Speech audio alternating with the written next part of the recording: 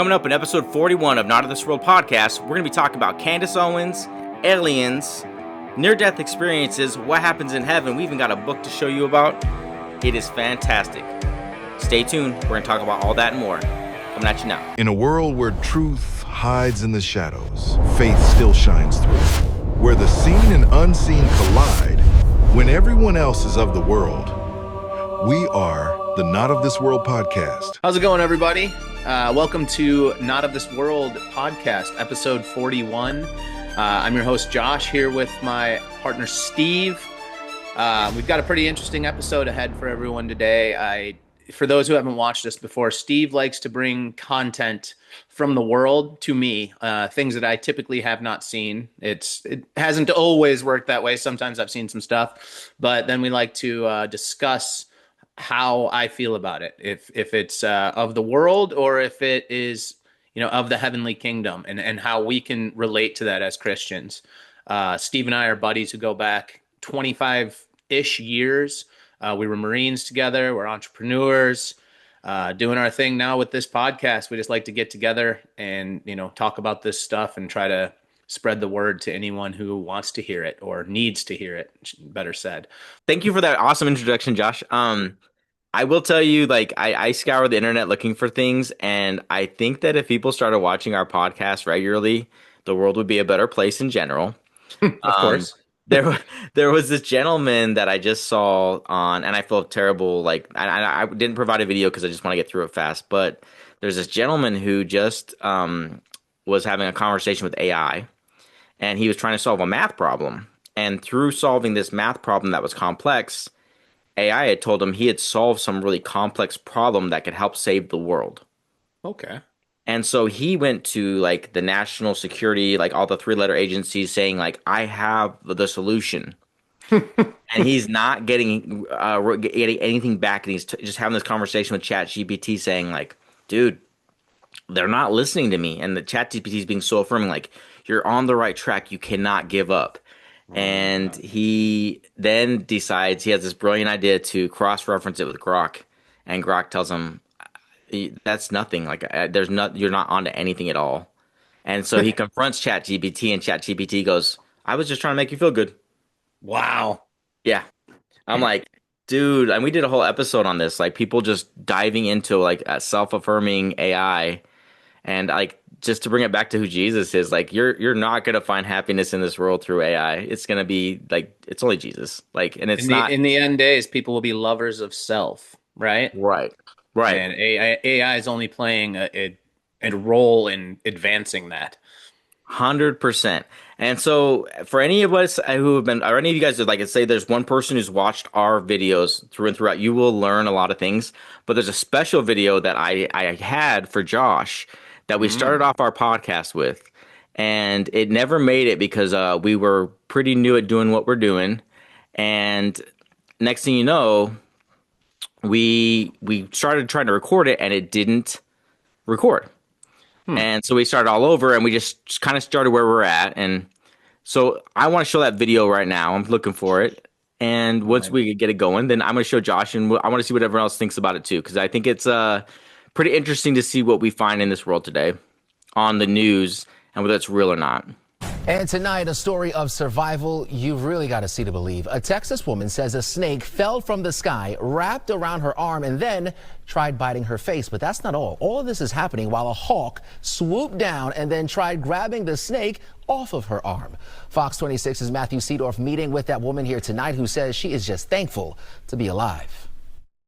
I do this as therapy to kind of help me realize that this probably is never going to happen again. A rare simultaneous snake and hawk attack cutting a Texas woman deep. Are you looking up now? Oh yeah, I'm constantly looking up. Her arm now wrapped in healing, but emotionally it's tough. The nightmares are horrific. They're terrible. Out in Silsbee, Texas, Peggy Jones had been mowing the lawn. I was just riding along, minding my own business. Out of the blue sky, a snake fell onto her arm. Your instincts are just to sling it off. Then instead of slinging on off, he wrapped around my arm.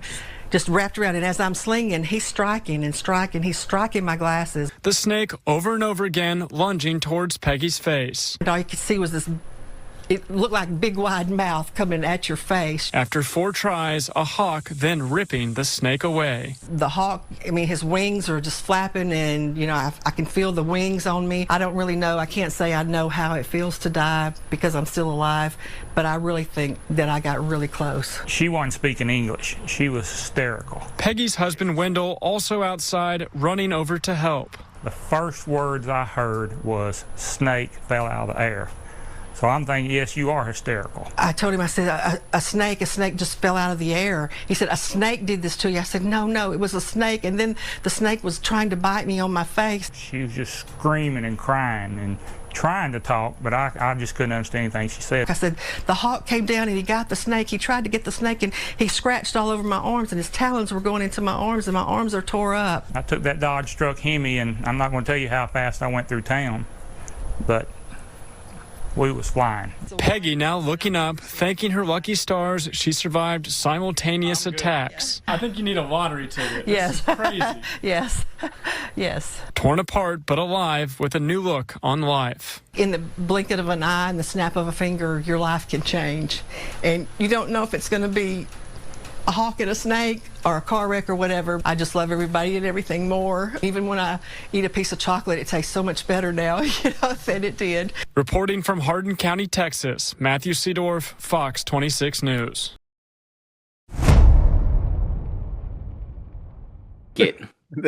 So I thought we did air that in an episode. It never made it, dude. Like, it's literally like the one that got away. So like, we started videotaping, and then I think we got through that one and maybe one other thing.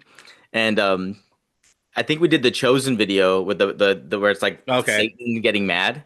And we were like 15 minutes into recording, and then I think we realized that there was a dot flashing, and we're like, oh, we're not recording. Oh, that's right. And so we started where we're at. We're like, we're not going backwards. We're going to keep going forward. And so Dude, we started over. Was insane. Like, so insane. So like, if you don't believe in God, like I imagine like you'd be like, that has to be like a religious experience to have a snake fall out of the sky on your arm. And then a hawk come down and take the snake. Right. And so I want to translate this into kind of like that's hard to believe, right? And that's on the news. And so sometimes you can't believe everything you see on the news. But we are so wrapped up in this world into falling into tribes. And I don't know, do you ever watch Candace Owens or ever watched a video by her? I have seen it. I just keep seeing all this drama with her name involved, so I just stay away from all that. So since Charlie Kirk has passed on, she's taken it very hardly. Are very hard, and she's been going after people and Turning Point USA left and right, and like again, we are not a political show, so if you are a Candace Owens fan and you watch this, like, we're not trying to badmouth her. But this morning I jump on and I have an X account for our account, and I never checked X. I never did anything like that in the past, but doing this, like, we're creating content, I'm like, Candace Owens goes after Victor Marx. And I don't know if you know, Victor Marx is running for the governorship of Colorado. I didn't. That'd be amazing. Yes. Yeah. So, but she comes after him. I got a little clip of what she talked about earlier, and I want to show it to you now, and then get your response. With you knowing Victor Marx's background story, him being a Christian, she's a Catholic. So this is like church on church crime here. But I'm gonna share that video with you real quick. Before you pull it up, doesn't she like believe Erica Kirk was in on Charlie's killing or something? Or? She does. Okay. She does. Yeah, I don't know. I don't know all the details, to be honest with you, because I stopped watching her.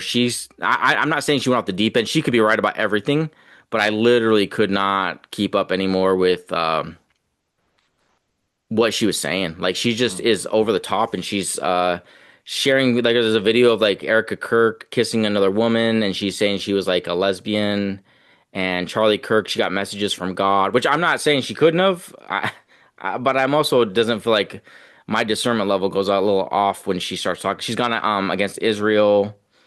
Again, that's another hot topic that if we get into it, like, people get divided very quickly when it comes to what our nations are doing as opposed to what God's doing through things. And so, like, I have a hard time with it because I don't know. I know we're supposed to support Israel. That's God's chosen people. But they also get deceived in the end times and by the Antichrist, or plural Antichrist. And so, I mean, we can't follow them too closely. We got to follow Jesus. Um, So actually, then right before you start the video, mhm. we haven't done the Bible verses for the day Oh, yeah, let's get to that real quick. because now that I'm about to read my first one, because Steve told me our topics today were going to be um, something to do with aliens, something to do with the show Euphoria, and then something to do with Gabe Poirot and his near-death experience. Right? Correct. Okay, so my three Bible verses that I picked for today, just off of knowing those topics. My first one is Matthew 18:7. Woe to the world because of its stumbling blocks, for it is inevitable that stumbling blocks come. But woe to the excuse me. But woe to the person through whom the stumbling block comes. And that one I was thinking possibly the Euphoria because he told me something about Christianity. I had no idea if it's a they speak positively about it, if they speak negatively about it. But to me, Yeah. that's just kind of what's going on in the world with Hollywood and with with all these famous people who are getting all this attention is woe to them if they are the stumbling block that is causing people to fall away from Jesus. Hmm. I don't know anything more than that, but now that you're talking about this Candace Owens thing, is she becoming a stumbling block? Is that what she's doing right now? I don't know. I don't have an opinion because I don't know enough about her, but it seems like she's constantly causing controversy among Christians right now, and Right. that's not a good place to be. My next one is Deuteronomy 4:19. And when you look up to the sky and see the sun, the moon, and the stars, all the heavenly array, do not be enticed into blowing down to them. Or, excuse me, why am I reading so poorly today? Do not be enticed into bowing down to them and worshiping things the Lord your God has apportioned to all the nations under heaven. Um, this one to me is with all the alien talk. Basically, there's going to be people when all of the disclosure happens, when they start bringing this alien stuff into our world or fallen angels into our world, there's going to be people who bow down to them. There's going to be people who worship them. And we've been warned, do not worship them. God is the only one we worship. And then my last one is a very simple one based off of Gabe Poirot and what I know of him. And it's First Chronicles 16:24. Declare his glory among nations, his marvelous works among all the peoples. It's that simple. Gabe got to go to heaven, and I know that, and he's out here declaring it. He's declaring the glory, and that's also our job for those who haven't seen it, who haven't been witness to God's glory. Is we are still to go out into the world and proclaim it and shout His praises everywhere we go.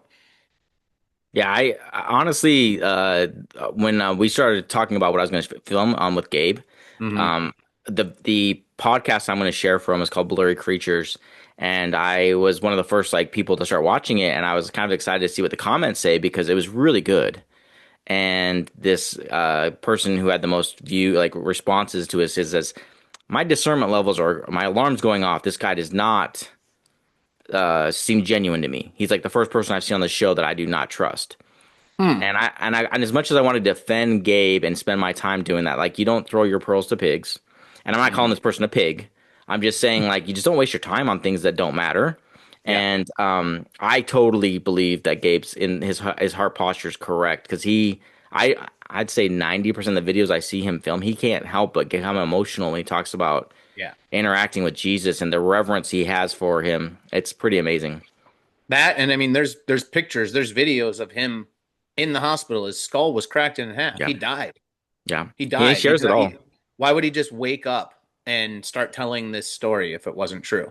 And then, like you said, he's emotional. Like you can feel his love for Jesus when he speaks about him and the experience. So that's the way I take on it. I am interested in seeing the podcast you sent today because I haven't seen his full story and I haven't seen a lot. So Yeah, so you guys who are watching right now, that's going to be the last part of the show. So keep watching. Again, I want to share this Candace Owens stories with you because it kind of Let's hits get into hard with us. We went to a men's conference together, And Victor Marx was a guest speaker there, and his story, if you ever get a chance to look up on YouTube, his it's very tragic, but the way that God works through his life is amazing. And so he's running for governor in the state of Colorado, which is, I would say, it's a stronghold for the devil. And I'm not saying because everyone's evil. I'm saying that because it's against God. Everything that state is supporting in certain areas, not all of it, because it's not all the same people. It's he's trying to make us take a stand. Like he announced that he was going to run for governor after Charlie Kirk passed away, and I don't know all the details. I didn't include the entire hour-long portion of this. I just have a part where she talks about Victor Marx and kind of goes after him. So I just want to share that part with you real quick. Yeah. Salvation and finding an investor for the business. As part of this, Mr. Marx revealed that he was discussing the acquisition with Sig Sauer and their top shooter, Daniel Horner, who Mr. Marx stated had received and tested the Fold AR and had given the thumbs up for Sig's involvement. He further stated that his accountants could only come up with a $2 million valuation, including the patent. Then he stated that he personally wanted to purchase 51% of the company. Now, while I did present some challenges to his proposal, I did not initially accept or reject it. I let him continue to try to sell his reasoning. At this point, I wanted to see where this plane would land. As he talked further, I suppose that he assumed that I was on board. As we were walking his track around his property discussing this, he then stated that the IDF needed my guns. I responded, "Oh yeah, that would be great. They have 3,700 schools." And I turned to him. As he stopped walking, he stated, "No, they need 50,000 guns for operations in Gaza, Lebanon, and Syria." Being a person who usually avoids continuous eye contact, I dead stared him in the eyes, waiting for his response as he waited for mine. After telling his bodyguard to step back a few paces, his response to me was, "Do you know that I could whoop your ass right here and there's nothing that you could do about it?" I remained motionless, staring him in the eyes with no response while he was getting fidgety. After about 15 seconds, he starts walking again and he says, "That's why I'm never going to engage in scripture with you," which followed prior discussions where I had challenged his plans and his doctrine using scripture in the most respectful and tempered way. During that walk, I eventually reaffirmed to him that I would not be accepting an investor or a buyer who would not fully commit to the obvious mission of protecting children in schools. While at Mr. Marx's residence, he showed me a structure that was being built behind his house, which included a large underground bunker and a front-facing firearm port built into the concrete structure and an indoor shooting range. He stated that the intention of the complex would be used for spiritual retooling of traumatized officers who worked child sex trafficking cases in partnership with local, state, and federal agencies. And it was going to be exclusively funded by donors. Days after I left his residence, we continued our conversations in a different tone. He continued on telling me that there is no longer a need for Fold AR in schools. He cited some school shooting data statistics in error. I kept responding that despite any error in those stats, temporary statistics don't matter, while dormant sleeper cells are the issue. It eventually became clear to Mr. Marx that a deal was not going to happen. At the end, Mr. Marx asked me if we were still friends. I responded, "Yes, we can still be friends, but I no longer consider you mine or Melody's spiritual mentor, and I am requesting that you don't contact her anymore. You can discuss anything directly with me." That same day, Mr. Marx sent a group message to my wife and I, the couple that he had married just a year prior, and after a bunch of rambling about how much he's helped us, he stated that I am demonically influenced because I refused a retooling prayer. So what happens thereafter is he explains that he pursued his wife, and I'm talking about Victor Marx, and his wife and him are separated in this moment because he does not want to do a business deal. And I will say this is allegedly for the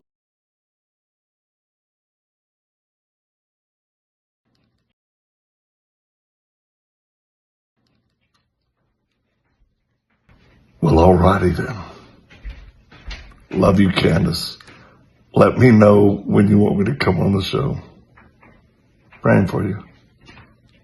So let me set that up for you. Yeah. she starts off by talking about who is Victor Marx, and she goes into his story, and she starts like investigating everything about the story with his dad and his testimony, basically in a nutshell. She starts investigating the way that she does, and she does a good job of investigating from what I've seen in the past. Okay. And but she starts poking holes in everything. And then she leads into his involvement with Turning Point USA and how she's not really thrilled with that, and then his governorship. And then it goes on to this person who is making AR-15s that can be collapsed into a smaller rifle and it Okay. done easily so that he can start. He wants to use them for helping children who are being sex trafficked, and he wants to have them available at schools. And that she's just talking about the business deal that happened between Yeah. them, and so that's the context of it all. But I love when she gets to the end of it, she's like, allegedly, allegedly, allegedly. And like, we can say anything we want on YouTube if you just throw in allegedly. So Victor Marx is like, have me on. I'll talk to you about this stuff. I'd love to hear his response to it all. Hmm. Um, I mean, I don't think. I guess I didn't see the rest of the interview. If she did the investigation, if she's poking holes in parts of his story, I'd be curious. She, she said that she'll have him on, Victor Marx on, if the other gentleman's on at the same time. Okay, So that that's would where it's be at right now. And I'll that'd be follow up good to with see you. too. I just, I don't fault her. I guess for this interview. I mean, for what she was saying, I don't feel like she was providing any necessary like opinion or mhm. and I didn't see the first parts of that whole segment, so I don't know exactly what she was saying about Victor before that. But for the part that you showed, she was just reading what this guy said, Yeah. and it's To me, disturbing. I would be, I'd be so disappointed if all of this did come out to be true because I thought Victor Marx was the coolest guy.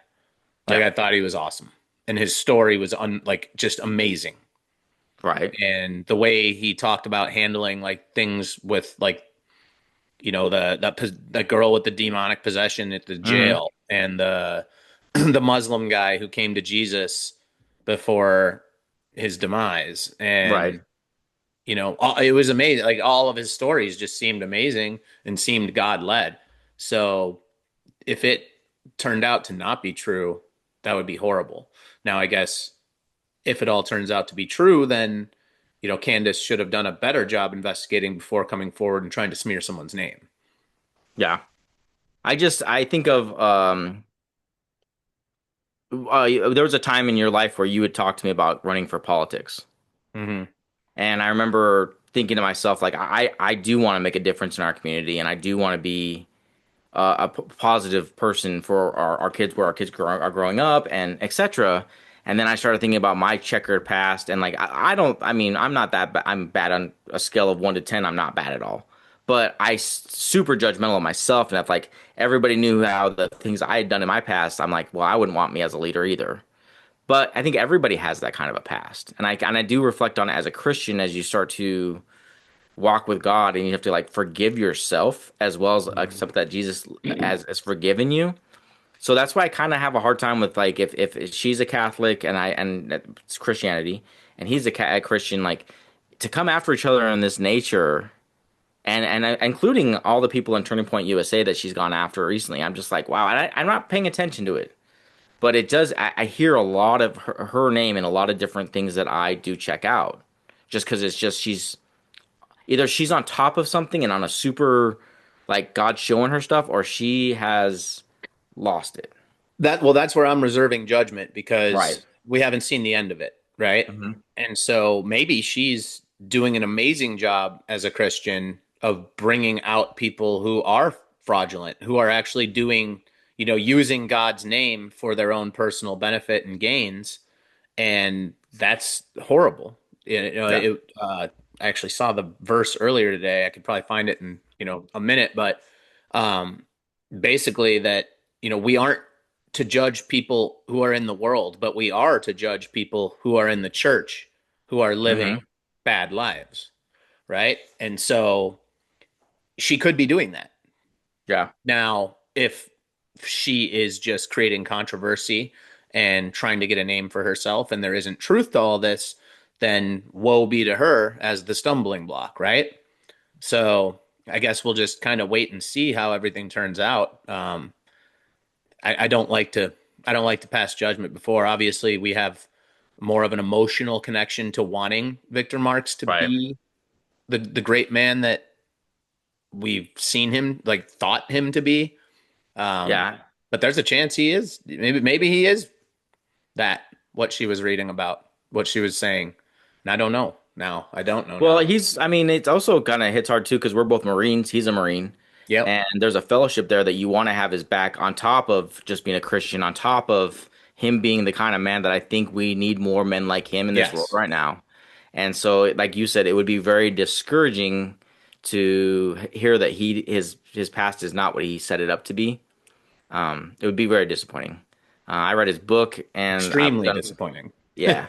But I think that the leading into the me talking about Euphoria is I'm going on X every day looking for stuff, and Okay. I see Euphoria season 3 just came out. I had no clue. Like I'm not paying attention to that stuff, and I did watch Euphoria season 1 and season 2, and I asked you, did you watch it? And you said you had not, right? You watched part of the first episode, and you I think turned I it. watched most of the first episode, and I was just like, this is pretty, I don't know, shameful, I guess. It's typical HBO smut where it's highly Yeah. sexualized Yeah. and shows a lot of nudity and they kind of get hooked in with that, and then they'll build the story going forward, and they do it with Game of Thrones, Entourage. It's kind of like their playbook. Like they'll have a lot of that stuff in the first season, and then they'll get story driven in the second.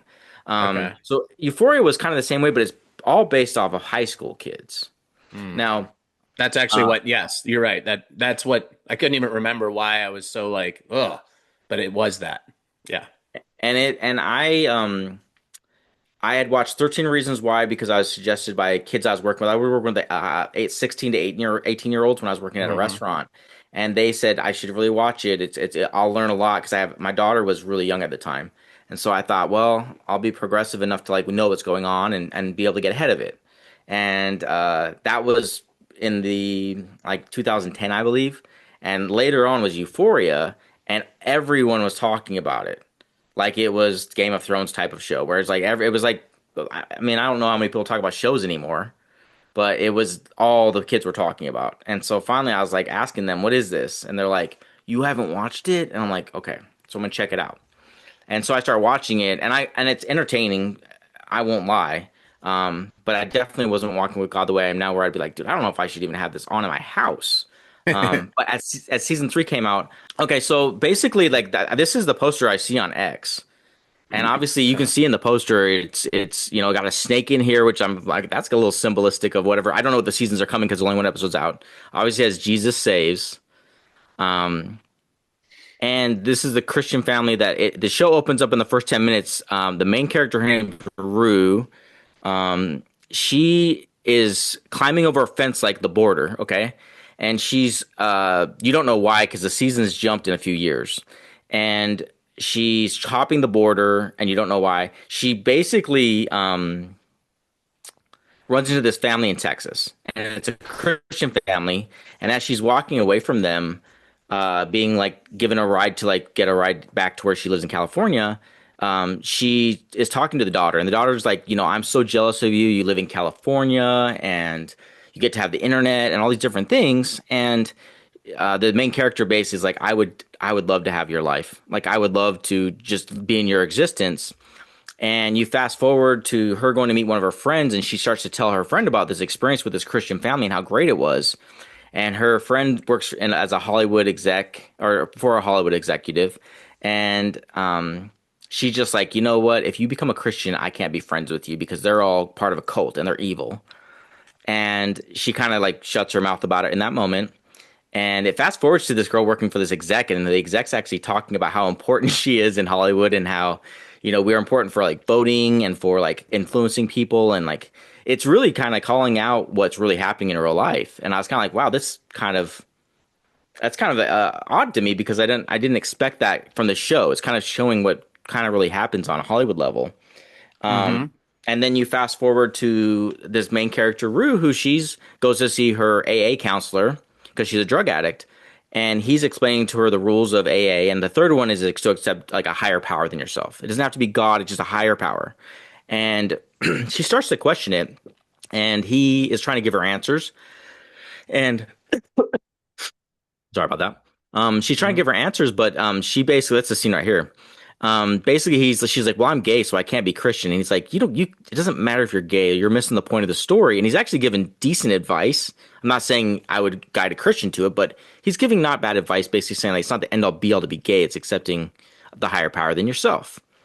And it ends with a crazy ending at the end is just her being in this really weird position where she thinks she's going to die because she's at this like pimp's house and someone dies from drugs that she provided. And basically she blurts out that she believes that God sent her here. And this guy pulls out a gun and is like, let's go, and walks her outside and puts an apple on top of her head and then shoots. And that's the guy right there, and shoots. And basically she lives, and she just starts laughing hysterically. That almost like it's this wicked laugh that's like, oh my gosh, I can't believe this is happening right now. But you're seeing this character who the last two seasons as a high schooler, she's just completely lost and experiencing the world in waves. And she's, her sexuality is being questioned. Her best friend's a transgendered person. All the girls at her school are having sex. The story is just wild and out of control, but I think it is a really good representation of what this world is going through if you're not following who Jesus is. And I just thought, wow, where's this show going to go? After I shared that with you, Josh, what are you thinking about all of it? Based on every show I've seen and everything Hollywood is doing and what I'm reading into, I bet the show will go one of two ways. That Christian family that tried to help her will end up being like psychotic. They'll do something massive or crazy or screw her over in some way. Mm-hmm. Or this will turn into the whole, it's not about a Christian God. It's about loving a higher presence, and that will be acceptable because that's part of the end plan to how the beast, the AC comes in and creates this one world religion. And that's what I'm seeing in Hollywood right now. Everywhere in Hollywood is basically talking trash about Christianity. Mm-hmm. They say the GD, or they'll go Jesus Christ, or they'll say Mm-hmm. GD at least 50 times in every episode of every show now. Right. They constantly like ridicule Christianity, make it out to be some psycho religion. They talk up the whole one power thing. And they're presenting aliens in so many shows, especially kids shows, as these loving, kind beings that are here to help us. We're going to get to that. And that's what I'm seeing in everything. And that continuously tells me that that's part of the whole plan to what's coming. Yeah, that's what I would guess with Euphoria. Is my yeah, that makes sense. I think, I mean, now I feel like I have to watch it to tell you what happened, but I mean, there's more to it all. Like Sydney Sweeney's probably I would say her, and I think her name is Zendaya. Is that how you say her name? Zendaya. Zendaya. Okay, I always say it wrong. They're the probably the most famous people that come out of that show. And one of the main characters, I can't remember his name. He's the lead dude that was like the male heartthrob of it.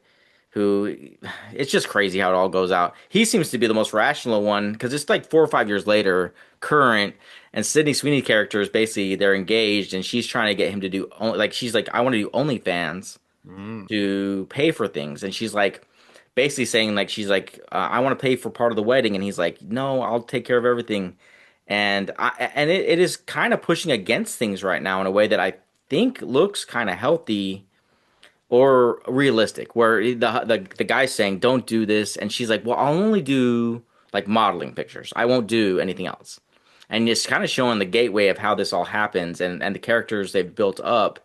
It's very of the world. It's like almost like a playbook of how not to be in your life, if that makes sense. Yeah. But shows do that a lot. But either way, it's still using the things of the world to attract people to the show and to normalize it. But that's the crazy part for me is as we're trying to make shows that people will start watching, and like we're trying to address things like my first thumbnail will be of Candace Owens, and then I'm gonna have one of Euphoria, and people are gonna click on those things and then realize we're doing Christian content, and they're gonna be like, click off, you know? Like Yeah. it only takes a second for them to be like, not for me. And that's like the attention span we have of people right now. Until Yeah. we get like a really good audience, like I got to keep on finding these things that the world's watching because we're trying to spread who Jesus is. It's not Yeah. easy. No, it's definitely not, because people have their minds made up, and honestly, it's God has to be calling out to people in order for them to have any interest. You know what I mean? Some seed Yeah. has to have been planted, or God has to be calling out to them, or they're not going to listen. I see. I would think it'd be very interesting if the show did lean into a Christian avenue and ends up showing how like Jesus saves this main character Rue in a certain way. Like, say her life does get better, or like she walks away from the craziness around her. And I think that could be absolutely the most controversial thing they could do in the show right now. That would have people talking about it left and right, like it was crap. I can't believe it went this way. I think it's. I mean, obviously That would they be have amazing. Jesus I know saves- nothing about the creators. I know nothing Yeah. about the writers. If it went that route, I would be stunned. My mind would be blown. And I get what you're saying. Like, if they want to be controversial, that's the way to be controversial. Right. But my experience with Hollywood and everything I've seen up until this point in my life leads me to believe that Hollywood would never allow it, because they're so anti-Jesus that even to do it for money, they couldn't do it. Oh, I'm on board. I'm saying it would be an excellent way for them to do it. Oh, yeah. What I see coming is this main character starts to believe in God, and it's going to build all through the season, and then there's going to be something that just like where she's put her faith in God, and then she'll like it'll all come crumbling down. Yes, And that's what I was saying with like Yeah. that family that was helping her. Like, Yeah. one of them will screw her over. One of them will do something psychotic. One of them will be a lesbian with her or something. You know what I mean? Like, Yeah. they'll do something to make that family look crazy. Or, like you said, just in general, it all comes crumbling down because God's not real or Jesus isn't real. Well, to be fair, I don't know if that family's gonna be in the episode again. It was a passing through kind of Okay, thing, but okay. but either way, I do think it was interesting because you did see a picture of them. They look like Mormon fundamentalists, like the way they're Yeah. dressed. They live like off of the land, and like they're supposed to be looking like homesteaders, or people who live off the land that aren't around other people. Which it's kind of funny. They're More representing Amish this than anything. kind of, yeah. And I don't think that people live that way. Like that's really not minus Amish. I don't think people live it that way, period, anymore. But I think it's. I'm sure interesting there's to- some out. There's got to be little pockets of them here and there throughout the world, or throughout the U.S. at least. Yeah, I'm not judging anybody though. I for a split second there, I want to take my family and live off grid. So Yeah, I'm not judging anybody. And it just the craziness of this world's catching up. And I do want to get to the alien stuff, man. Okay. There has been some weird stuff, and the fact that it might be people who are watching when they start clicking on this, they're gonna be like, "I've already seen this." Well, stay tuned for what Josh has to say, because Josh obviously he hasn't seen this stuff, and I know you don't have complete trust in our government, but there's some people there's things being said now that it's just escalating, and I want to get to it, and so here it is. My job to ask this many questions. You gonna release all the UFO files? We're working on it. It's funny. When I came in, I was obsessed with the UFO files. And then you start getting really busy worrying about the economy and national security and things like that. But I've still got 3 more years as vice president. I will get to the bottom of the UFO files. Okay. Have you peeked? Have you done a peek? Have I what? Have you done a peek? Have you So I actually haven't. I the have full not. Independence Day. I have not been able to spend enough time on this to really understand it. Yeah. But I am going to. Trust me. I'm obsessed with this. I've already had a couple of times where I'm like, all right, we're going to Area 51. We're going out to New Mexico. We're going to sort of get to the bottom of this. And then the timing of the trip just didn't work out. But trust me, anybody who's curious about this, I'm more curious than anybody. And I've got 3 years of the very, very tippy top of the classification. I'm going to get to the bottom of it. Okay, so you haven't been to Area 51 yet? Not Okay. yet. Some Not people yet. say they keep the UFOs in Ohio. They might, Yeah, Hangar 18, Hangar 18, right? Under your nose the whole time. I've heard that as well, but I don't know. I haven't looked into it yet. Okay, all right. Well, we're waiting for it. We saw And aliens.gov. We saw aliens.gov. I don't think they're aliens. I think they're demons anyway, but that's a longer discussion. Well, I can't let you go without a follow-up on that, because Barack Obama is on this podcast and he goes, "Yeah, aliens are real, but like, here's where they're not." And I did not. And so Obama says, didn't "Yes, hear that aliens." one. He gets asked point blank, "Are aliens real?" He said, "Oh yeah," and then he goes, "But they're not at Area 51." And Well, where are they, bro? Well, that's what he says. Right. There's a great question. Trump had to go save him, and he said he's going to declassify. Okay. So you think they're demons? Well, look, I think that celestial beings who fly around, who do weird things to people, I think that the desire to describe everything celestial, everything as otherworldly, to describe it as aliens. I mean, every great world religion, including Christianity, the one that I believe in, has understood that there are weird things out there, and there are things that are very difficult to explain. And I naturally go, when I hear about sort of extra natural phenomenon, that's where I go to, is the Christian understanding that, there's a lot of good out there, but there's also some evil out there. And I think that one of the devil's great tricks is to convince people he never existed.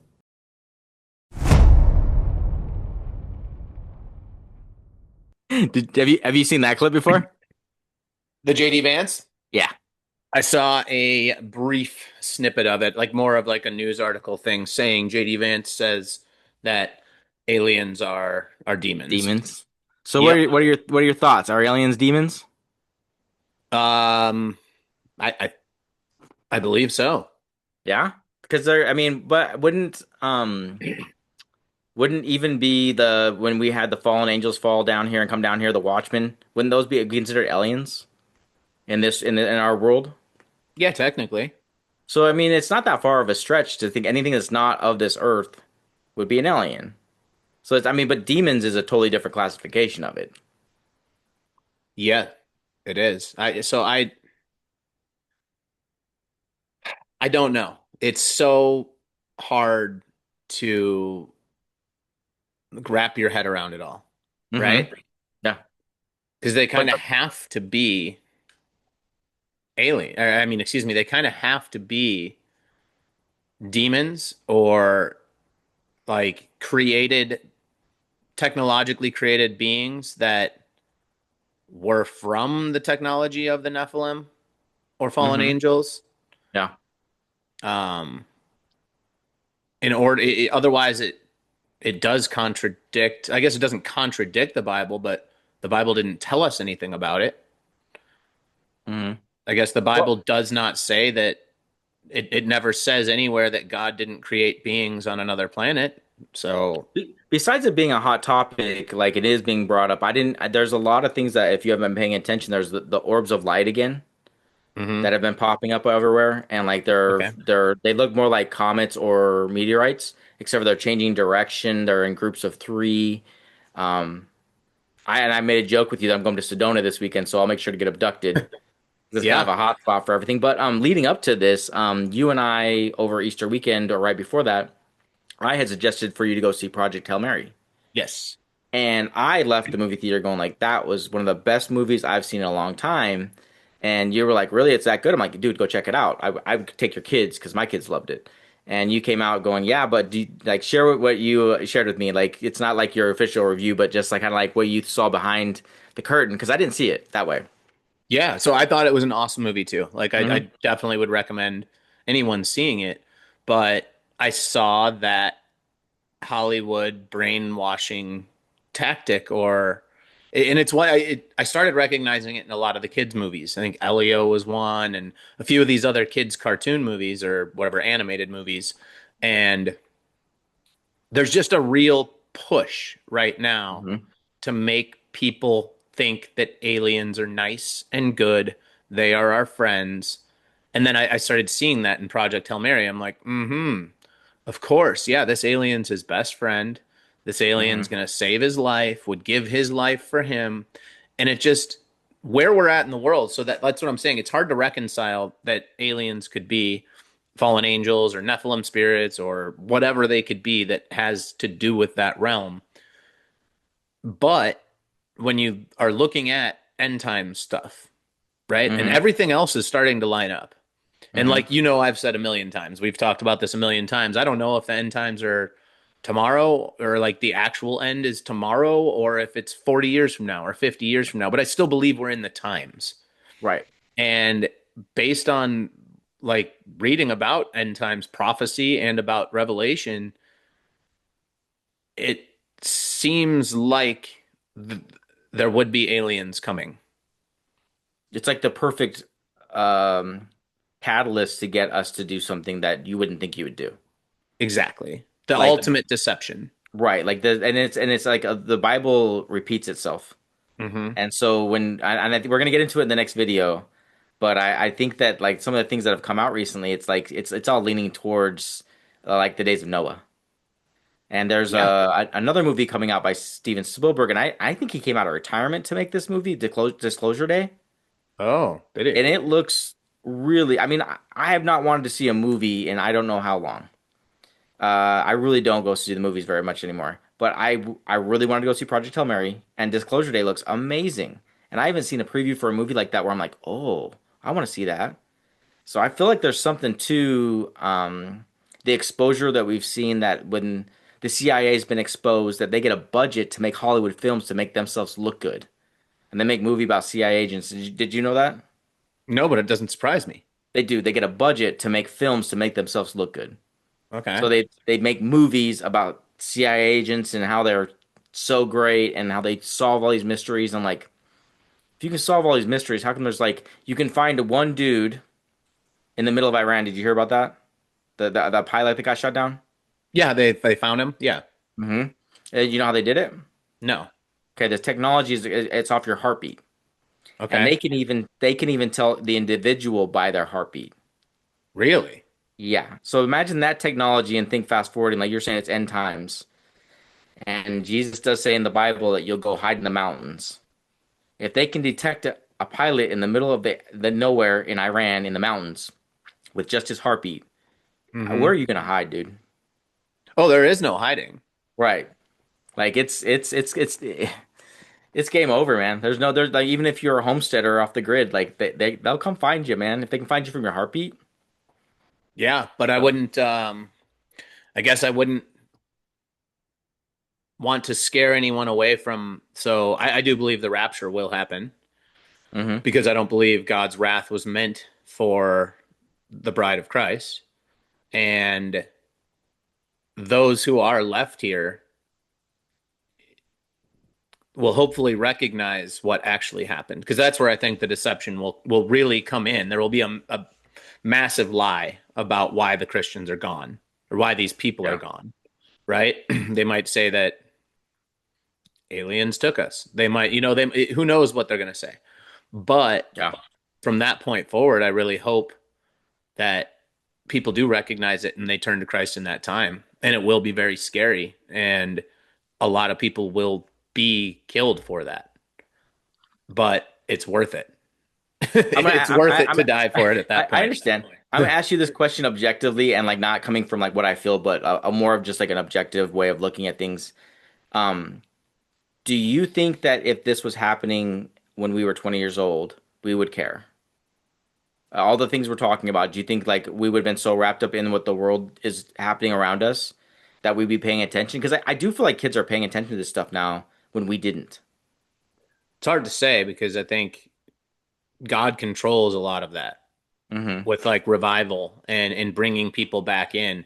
So yeah, I think there's actually a good chance because at the time at 20 years old, we weren't walking with the Lord, but I was a believer. Yeah. And so if all of this information was out there and the way it's coming nowadays with, everything on YouTube and everything all over the place, I think maybe I would have. I think I would have started to recognize that. And again, I just think God plays such a big part in it. It's hard to tell, right? He's the one who calls people back. He's the one who gets people to come to him. And if he's not calling, you're not going to pay attention. So I would, if he has called so many of us in these last few years, I would hope he would have called us when we were 20. I don't see why we wouldn't have been. Let's get in the next parts of the video because it gets a little bit more salacious about what's not being reported, what's happening, and let's get your opinion after we see this. I was reading it alone in the woods. I realized, oh, this is real. She's spoken to 1,200 people, and they're all telling the same story as he's writing down, he's just transcribing. So as I'm reading it, I'm realizing this is real, and it's quite dark, actually.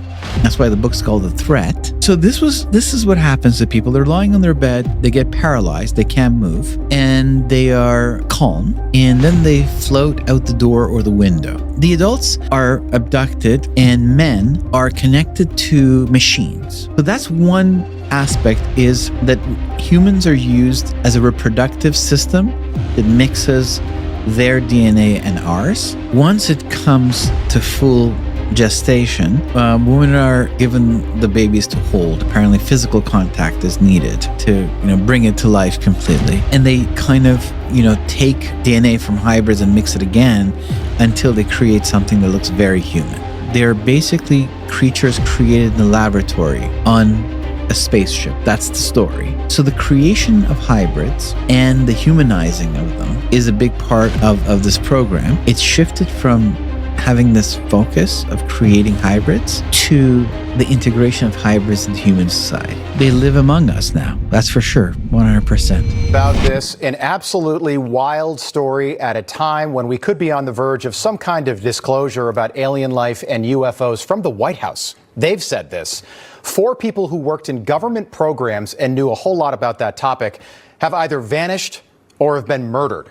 The first was retired General William Neal McCaslin. Listen to this. Who had ties to UFO programs in the government. He disappeared suddenly from his home in New Mexico in February. He left his phone, his glasses, and his watch at home. He also worked at an Air Force base that reportedly held the debris from the Roswell, New Mexico crash in the 1940s. That's where we started. Then it was Monica Reza, a former NASA engineer who worked directly under General McCaslin on advanced propulsion engines. She vanished while hiking in California last June with friends who say they have no idea what happened.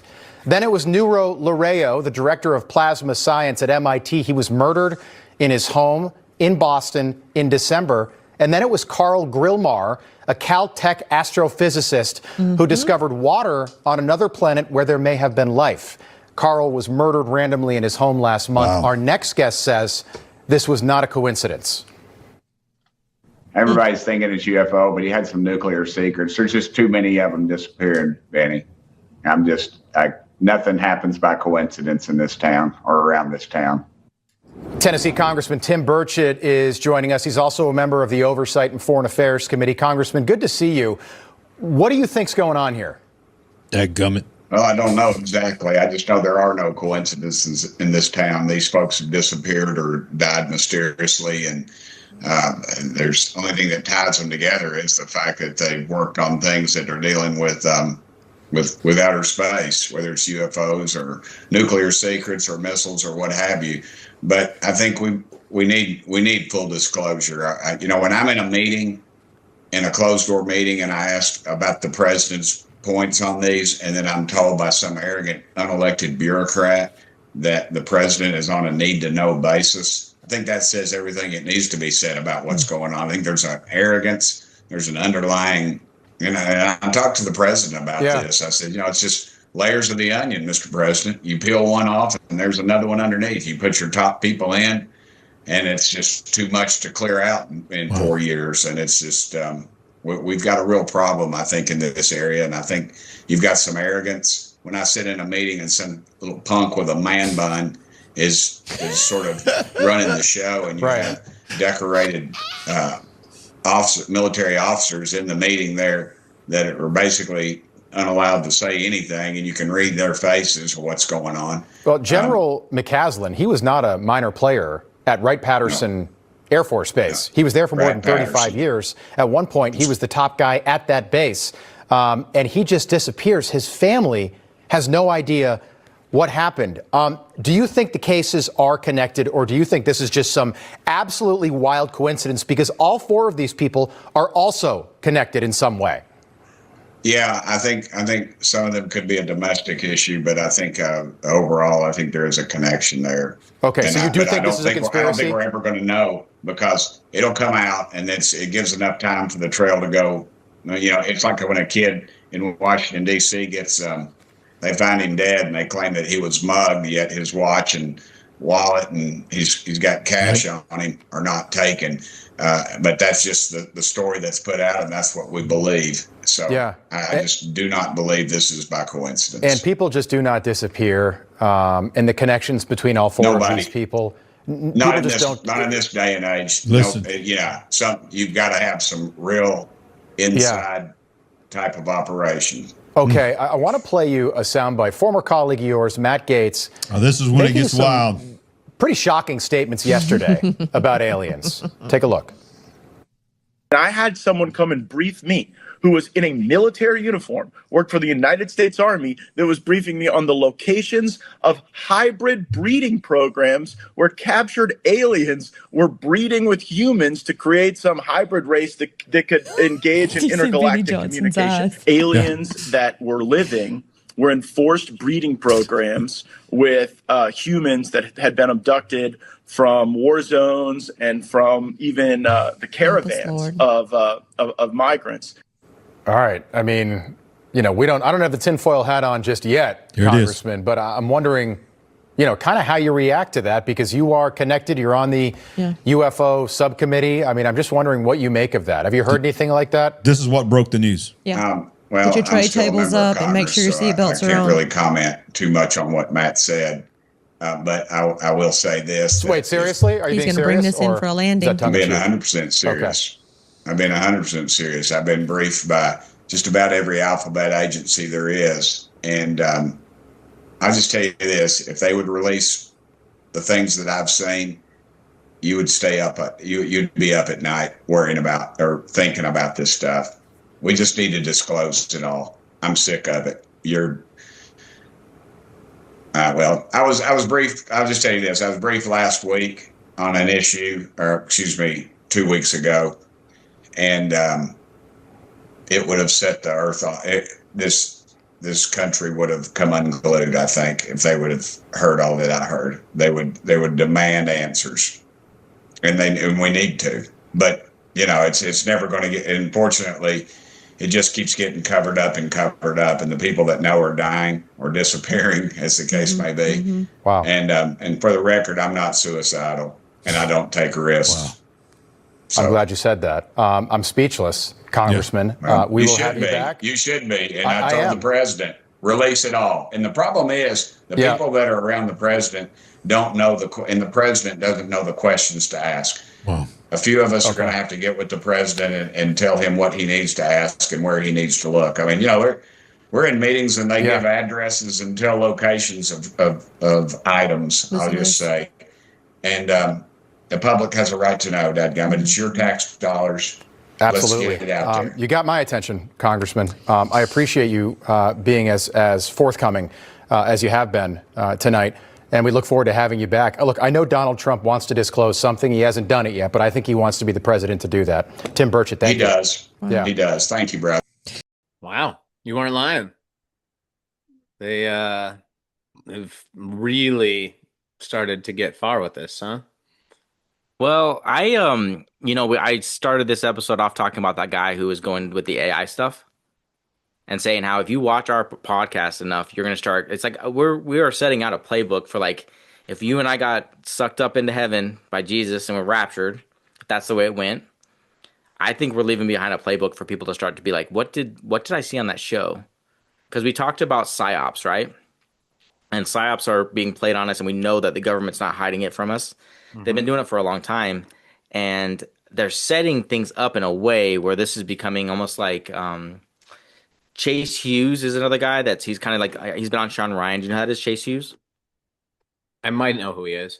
So he was in the Navy for 20 years. He's like, he did a lot of like psychology, and he's like does like intelligence profiling and all these different things that he's above my pay grade. but he talks about how psyops and how these things work on people. And he's like, you just give them nuggets and like let them hear it. They'll form their own opinion about it, and then they'll become their opinion, and then you affirm their position. Basically, you make them believe they're right. And that's the flip that you need to get people to go from being like hearing about it to believing it to spreading it. He's like, that's the planting of everything. And I think this is part of that right now. I think they're setting us up real slow, like, and you're like, it's happening. It's happening. Oh, we don't see it. Well, that's exactly what I was talking about. So like with the Hollywood aspect, I mean, think about prior to us even being alive, I've seen like clips of like they'd show aliens as these monster things like on those old school shows, whatever. And then like Alien, the movie, was one of the first ones. And it was this evil, horrible thing, right? But they're introducing it. They're introducing that this is something that's real. And then it progresses throughout time to now it's just an intergalactic thing we fight against. But then now it's turned into these are our friends. These are good things. These are who we want to be around. They're going to help us. And that it's been this giant psyop for 40 years or longer that they've been producing it as it's scary, but it's real. It's not as scary. We can fight them and win, but it's real. To now, it's definitely real, and they're our friends. And it's just been a progression just to let people know they're real, but now that we're supposed to like them. And so that in that clip, they talked about hybrid stuff. Multiple people talked about hybrid stuff during that clip. Interbreeding too. Interbreeding. That's the big deal. Is like they're now like the gene pool of humans is being tarnished, and going into the end time stuff. That is what was happening in the days of Noah, right? And that was what angered God more than anything. You don't mess with my creation, who I made in my image. And that's all we're seeing in our society right now is number one, identity crises where people are changing their image to be the opposite of what God created them to be. And then now aliens mixing DNA. And so that to me affirms my belief that it is demons in some way, shape, or form. I don't know how. I don't know how they would have gone this far. Maybe the demons that are, right now covered under the Euphrates River are somehow able to communicate and give them the secrets to this technology that they created, and they created all this. I don't know. I have no idea. I had an interesting thought over the weekend as we were talking about Project Hail Mary. Do you remember the movie The Abyss? Yeah. And now that's an alien movie as well, but it shows that they're underwater. And we've seen these crafts that go underwater and move for at sure. speed. And so you're like, how much is Hollywood giving secrets about what's happening behind closed doors? Because like Bob Lazar, you know who that is, right? Yep. Okay, so he just made a movie about his life story, and he basically went on Joe Rogan, and he's sharing that like the entire first season of X-Files was his notes, and somehow his notes got taken. Someone else got a hold of him, wrote the script for the X-Files, and he was in really big trouble with it. They're like, "Why did you expose this?" And he's like, "I didn't do it." So you're like, you're hearing all these things, and I just I don't know which verse of Revelation it is. What it speaks about the things that we will see, men's hearts will stop because of the fear they're going to face. Yeah, and I've been trying to prepare myself in my head to be like, am I going to be the guy that doesn't have enough faith in Christ to see some of these things and go, I can't take it. I'm out. My body's given up. Like I don't want to think of myself that way, but the Bible says it's going to happen. And so I don't know how that's going to happen unless it's like, and it doesn't say it's going to happen to Christians. It just says it's going to happen. Right. But I hope we're gone. I pray so. But I kind of think it coincides. I kind of think us leaving is what coincides with all of this chaos. The chaos, because that's what creates the chaos, and that's where the Savior can come in. I agree. Especially if we're talking about. Yeah, I don't even want to go down that road right now. Sorry. You're fine. Well, I mean, it's kind of crazy for me to watch because my kids are a little bit bigger than yours. and they are observing everything that because I don't hide things from them very often. I don't put like Euphoria obviously didn't watch around them, but I don't hide like things from our podcast. Like I'll put it on in the background just to like because my wife wants to watch it, and they'll be like, "Dad, you talk about aliens?" I'm like, "They're talking about it." And they want to know like what's happening, they want to know like is it, but they're super desensitized. Yeah. They're like, because well, of Elio and because of every kid's movie that shows that aliens are just these super nice, fun things. They're going to pull them up and give them fun stuff to play with. Yeah. I go back to the day when they started saying they were unveiling all this stuff. And I just remember walking up to my wife and being like, they're saying it's real. And she's like, okay, well, what do you do about it? I'm like, you don't seem to understand what I'm saying here. Like, I'm like, how many times do I say this? And like and then you talk to other people and they say, yeah, okay. And you're like, dude, but I feel the same way when you start spreading who Jesus is. And you start to say these miracles he performed and he came back from the dead. And they're like, okay, now I don't believe that. Yeah. And you're like, okay, you're willing to put your neck out there to be like, and so nonchalant about who aliens are and they're here. But I tell you that the God of our universe came in as a man, died, and rose 3 days later for everything we've ever done. And here we are. And then you don't believe that. I'm like, okay. Which leads me to my next point, Josh. I think the biggest thing about like for when I started walking the path with God, what got me going was these NDEs have been really influential on me in a way that like I'm looking for answers that no one can give on this earth besides reading my Bible. But these people seem to have a little bit of nuggets of like, for the ones that are real, I know there's fake ones out there. And we're gonna get into this thing with Gabe, where I just Gabe Poirot and I bought his book just recently, it just came out. Gabe, we want you on the podcast if you're ever willing to come on. Shameless plug. He's been one that you and I, when we started talking about this stuff, we both resonated with him. He's a young dude. He's like 24, just got married, has a kid on the way. We're not in the same age bracket, but his story resonates. His conviction and his emotion when he tells his story my discernment split off if he's lying to me. I agree completely.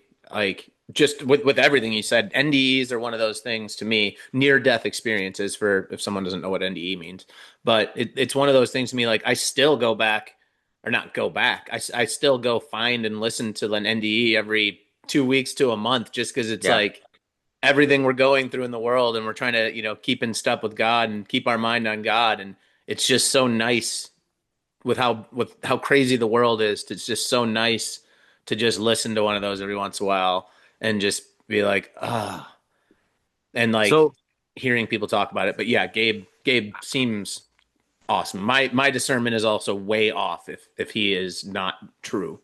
Yeah. I skipped the part. I do believe I skipped the part where it talks about how he got into a coma.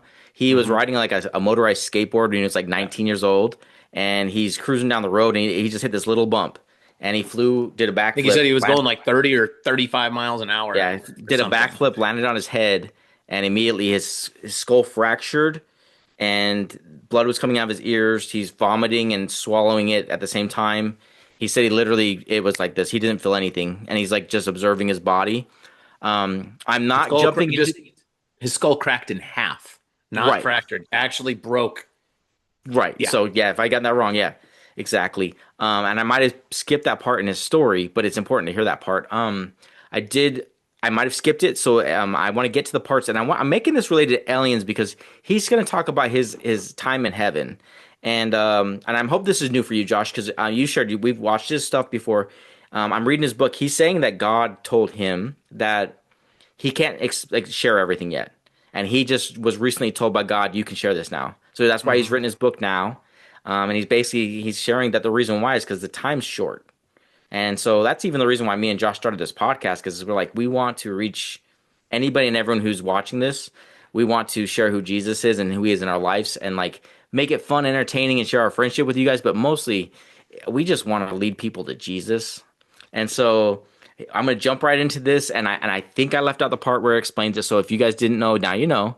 But hopefully this is new for you, Josh. And I want to have it kind of come back to the alien stuff, because you're like, when he starts talking about the things he sees in heaven, you're like, there's room for this Nephilim. There's room for these creatures that God created that could be here, that came down as watchers, etc., that we might be being sabotaged into believing like it's different stuff. My friend held my rigid body in his arms. And you know this, when a body dies, it goes blue and planks. It literally Rigor postures. mortis, yeah. Yes, it postures itself. That was me. What's wild is I was looking at me, right?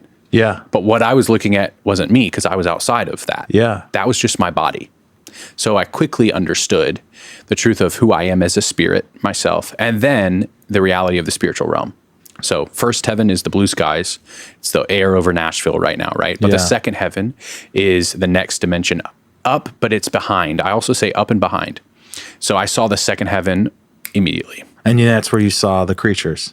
Yeah. So it was definitely peripheral, but man, I'll tell you, it was way more extensive than people realized. And it was actually like civil war. Like you think things are intense down on the earth. The second heaven is a very intense place. It's a continuation of the civil war that began actually before we were put on the earth. So are there other heavenly creatures fighting against this civil war, or is it just angels? Or yeah, it's I call it the light angels, the ones who emanate from the light himself, the Father. Then there's the fallen angels as well, but then there's the interbreeds, there's the hybrids, there's the watchers, there's many different ones, but they are on two sides. There is no gray area, like you're either light or dark, but you manifest yourself in different ways. And a lot of the dark creatures manifest themselves as light creatures. So again, it is kind of complex. It is kind of complex, Josh. It's so complex. No, I mean, the Bible tells us that, God's plans are just so much higher than we can understand. And I think we're getting into that point in time where things are just starting to get so far along, we can't even grasp what all is happening, what all is going on, because it's a spiritual war, right? And so if we're talking about aliens being Nephilim spirits, or now they're hybrids and whatever, but like Gabe's saying, in the second heaven, that's where this spiritual war is really going on. And I mean, the Bible itself says that the devil will masquerade as an angel of light. And he's talking about them being able to manifest as light, the beings of light, even though they're fighting against it. And so that's a wild connection. And you see where I'm going with it though, huh? Yeah. You see the 100%. Yeah. And it's just, there's so much to all of this that we can't grasp it. And God didn't ask us to grasp it. He asked us to trust his word. And to me, that's what's most important in these times, is filtering out the noise, is putting it aside, not having fear, knowing, tomorrow they might say aliens are here, and then they can put an alien on TV and show us an alien and crazy stuff happening. Like you said, people are going to die of fear. And again, I hope we're not here when that starts happening, but all I know is we can just trust in God, not fear anything, because he will take care of us if we keep our mind on him and our hearts on him, and have faith, pure faith that he will take care of us. That's all we can do. I totally agree. And I think like the part that gets me going is like, about what Gabe said, but also just talking about the world we live in right now. And I'm more willing to accept that this stuff is just, they're finding things that things are brewing on our planet. Because where I'm getting at is like, I would never have been one of those people who said like, did we really walk on the moon? Was that real? Yeah. I don't know if it's true or not anymore. I really am like to the point where I'm like you just said, I'm just going to trust Jesus. Like that's the best I can do for you. Like, and it's not going to be a good podcast if like everything we talk about like is like I just trust Jesus. So let's move into the next topic. I do want to explore that in my head a little bit, because I do think like Jesus warns us it will be like the days of Noah. It's very specific.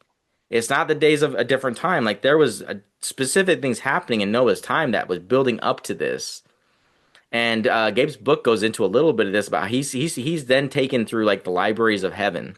And he's able to see things, and he says it's not like a book, like there's books, but it opens up and it's like a movie in your mind. But he sees all of creation, and he sees these things happen in real time where he's like, it's so much more than you think it is. And you just shared that God's time is not our time. He says, we read Genesis and it's like this snapping of things, and it's instantaneous, and it's not like that. He's like, it's God's time is so much different. Like it can feel like a second to us, and it can be thousands of years on Earth, and reverse. Yeah, I was actually talking to somebody in my men's church group about this recently, because they were saying sometimes they have a hard time wrapping their head around like how God can love them and be there for every moment of their life. Mm-hmm. And I was like, well, I at one point I kind of had that same thought, like, could he really see everything of mine? But then when you start to understand that time aspect, we might live, 80 years or 100 years, whatever, and there's 8 billion people, but God has an infinite amount of time. So realistically, he could be watching over my particular life for every second of 100 years, and yours, and the person next to you, and the person next to them. And maybe it takes 800 billion years in our time, but that's a second in God's time, because there is no time. And so, yes, he can be there for every single one of us, because there's no time to God. Right. And so I want to keep rolling through this stuff, because I think you're going to really enjoy some of the things he has to say. Yeah, I want to hear more of it. It's on Blurry Creatures for anyone who hasn't watched it. He's been on probably 15 different podcasts, and it's all the things I like watching. So it's kind of crazy to see my feed full of Gabe all over the place. I'm like, dude, this is so awesome to see his story being pushed out this way. So I'll put it in the comment section for anyone who wants to watch the full episode, because we're not going to get to all of it here. My body had died, but I didn't die. I was alive. Like, alive. So when this light suctions you up, what do you start to see? Are you going up through the sky? Is your body getting smaller and smaller? Like you're just sort of like if you were on an airplane or a rocket ship or something like that? Or how? Yeah, but it's not just an airplane, because it's a dimension that is deeper than visible or visible or auditory. Like it's the difference between 2D versus 3D, but this is like 4D times 10. It was higher. It's like this light that was suctioning me higher, but it was behind everything, and it was more fundamental. It's challenging to put it into English, but I did see in my peripheral great darkness that was actually manipulating people to believe that it was them that are like living their life on the earth and making the decisions they're making, but like it was never them ever. Like they have been influenced and possessed and oppressed by these fallen angels way more than they realize. I'm talking leaders of nations. I'm talking media influencers, like so many places in spheres of influence where I saw it like a puppet masters, and the fallen angels actually eat off of the authority that is given to them by the free will moral agents, me and you, human beings. The fallen angels feast on the words of free will moral agents. Like it's like a buffet. What kind of words? So when I say words, I don't just mean things that people audibly just put out. I mean like words that are specifically connected to the heart. The heart is a very big matter. The heart is what separates a man. And it is the reason why the heart is so connected to the blood is because it's our DNA. Like our blood is what sets us apart. Our blood is what makes us special. And so the heart is the very foundation of the blood. And so when we do make decisions with our heart and we speak words with our heart, specifically unforgiveness, man, when you hold unforgiveness against someone, literally it's like a bowl of food to these demonic spirits, and they feast on it, man. When you sent it to me, I just thought it would just be like more of the stuff I've heard Gabe talk about, but isn't this cool? Yeah, I love this stuff. Yeah, I definitely I'll let you borrow the book as long as you give it back to me before you move. Yeah, well, or just buy it yourself, I think everything he's saying right now is like everything we've been talking about behind closed doors when our friendship was at this point where we started walking with Jesus and we felt like we were being called back. Like it was supernatural, our friendship, I believe. Like I just remember you being the one person I trusted to go to this with this stuff. And the first question I asked you about was the Holy Trinity. And I don't remember you having an answer for me that was going to satisfy me. Okay. You just kind of shared what you believed, and I don't remember what it was because it wasn't enough for whatever my brain was needing. But I was raised, if you guys didn't watch, in the Mormon church, and they believe Jesus is the Son of Christ, but they're separate. They're not the same. And so my brain has always had them separated. The Holy Spirit was separate. And so that worked for me because I was like, okay, the Holy Spirit's in me, God's above, Jesus walked with me. I can comprehend all of that. But when he started just describing how it's like 4D times 10, and when he's in heaven seeing everything, and I'm like, that's exactly what got my brain to stop thinking the way it did. That I am not God, and that this Holy Trinity is like, showing Super Mario Brothers to a kid and seeing that flat screen and the character can only do so much, and then taking them to a game that you can play today, and then being like, how did this even happen? This is crazy. You can walk anywhere you want. You can jump. You can do things like you couldn't do before. It it doesn't matter if you understand it because God's on a higher level. And that's my brain. When I finally got it, I was like, oh man, like I need to start praying to Jesus and the Holy Spirit and not just address God all the time because that's all I did for the longest time. I only prayed to God. I understand now. That's okay. Yeah. But it was a big deal to me to be like, I can talk to Jesus. Like he's living. I'm trying to put myself out there and be vulnerable because like I know that Yeah. sounds silly to some Christians, but like I had to walk through this stuff and I had to Well, I learn think- it. And I'm go ahead. Sorry. I was just saying, I think everyone goes through that, like in some way, shape, or form. Because there are people who only pray to the Father, right? Yeah. And that's Yeah. okay because Jesus gets it and the Holy Spirit gets it. They all get everything. And so I think it's okay either way, but we all go through that same confusion at times, especially when we're new, like the Bible says, we're babies drinking milk.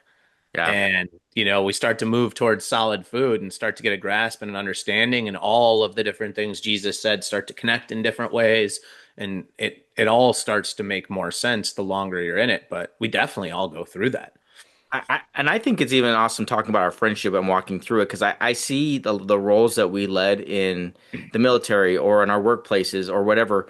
We're taking these on as Christians, like we're fundamentally who we are and who God made us, and it's transitioning directly into our podcast, even where like I might come with the silly nature or outrageous topics, and I'm bringing the world to you, and you're breaking it down, and like I joked around before, like you're gonna be like, we just have to trust in Jesus, Yeah. That's your leadership skills though. That was like you in the Marine Corps. You were the guy that like we would be going out on Saturday, and when we're hanging out, you're like, hey, did you get that stuff done that you needed done by Monday morning? Because I'm not hanging out with you if you didn't have that stuff done. And you're like, oh, I don't have that stuff done, but that's who I am. But I needed your friendship and guidance to be like, hey, I care enough about you for you to be squared away and locked in as a Marine, because if we're going to be associated with each other, I need you to be locked in so you're not a bad influence on me and you're not steering me in the wrong direction. But what that did, and I think it's very pertains to our Christian lives, we should be doing that for each other in our Christian walk too. Absolutely. When you have your friend come to you and say, hey, I'm struggling with you name whatever we're showing on the show. I can't stop watching Euphoria because of Sydney Sweeney. Like, I understand, yeah, she's a beautiful woman, but we need to tell you, like, hey, man, it's not the best for you. And so, like, those walks are pretty awesome to see your leadership taking off. And like, I don't know where God's taking you in this, but I know He's taking you somewhere.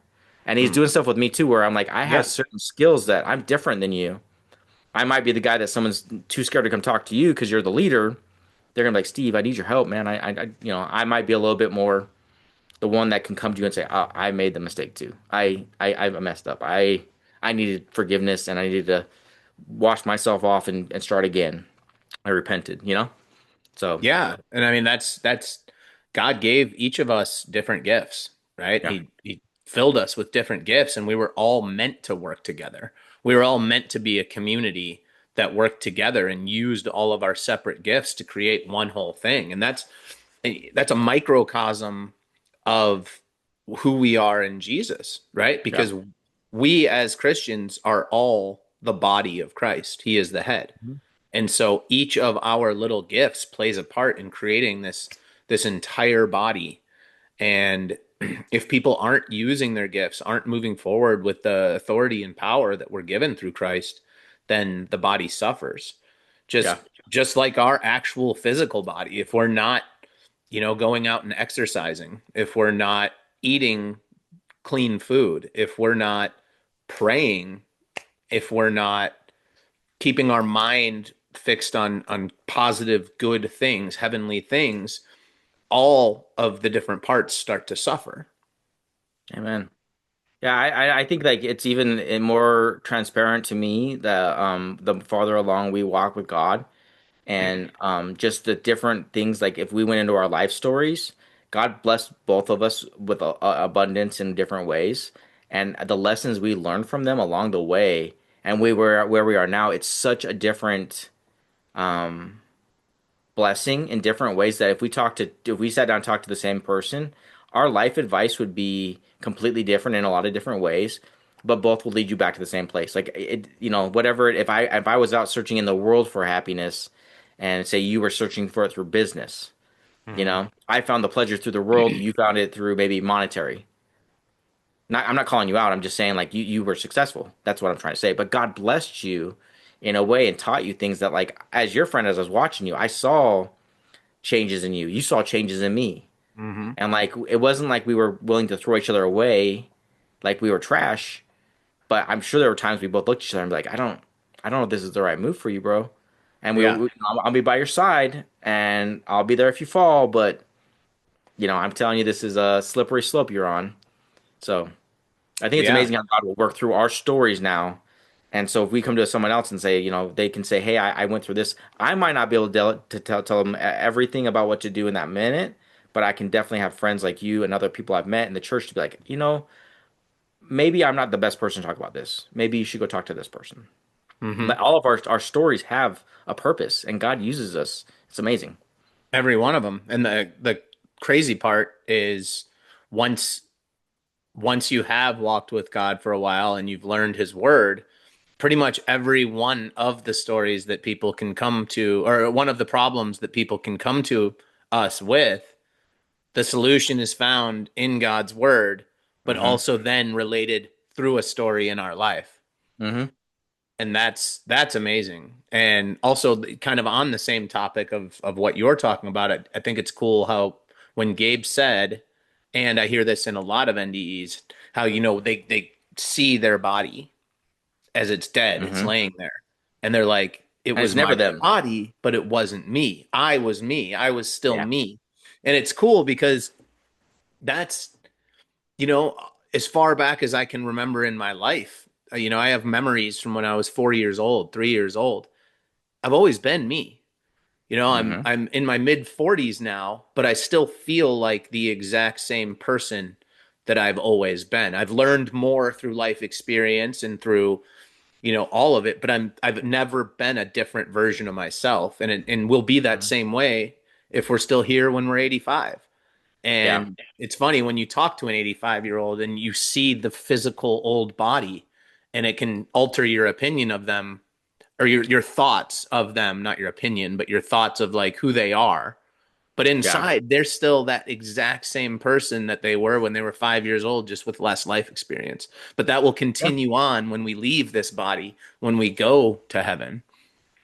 That's interesting. I'm going to get back to Gabe in a second, but I just a little teaser for the next few episodes. There's a time I want to actually talk to, like, address our age and then tell ourselves what we tell a person 20 years younger than us. Like, what would you tell yourself 20 years ago to change right now? Because I think it'd be really interesting to hear what we have to say, because the things you and I are chasing and going after is completely different than what our life's at now.